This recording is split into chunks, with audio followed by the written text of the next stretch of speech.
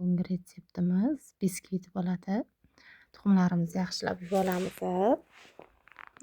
Tuxumni oqidan sarig'ini ajratib, men 8 ta tuxumga qildim. 8 ta tuxumni oqini yaxshilab ko'pirtirib olasizlar. 8 ta qoshiq katta qoshuvda shakar, 8 qoshiq un solasizlar.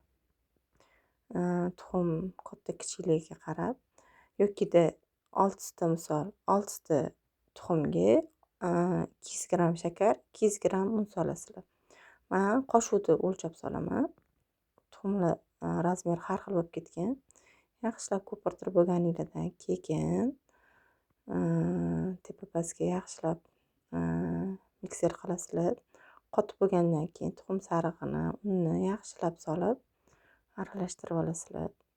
Mana shu videoga qarab qilsanglar hammaniki zo'r o'xshab chiqadi. Tepadan pastga qarab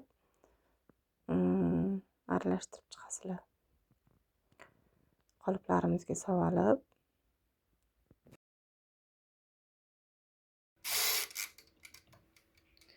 bu 1 soatga tepa pastini yoqiladi. 150 ga gradusi 150, tepa pastini yoqamiz. Ili ventilyator bilan yoqib qo'yamiz. Xudo xolisi yaxshi ishib zo'r chiqadi. Mana tayyor holati qizlar. Shu videoda qanaqa aytgan bo'lsam, xuddi shunaqa qilsanglar, inshaalloh hammaniki o'xshab chiqadi. Manfaatli bo'lgan bo'lsa, layk, podpiska tashlab qo'yinglar.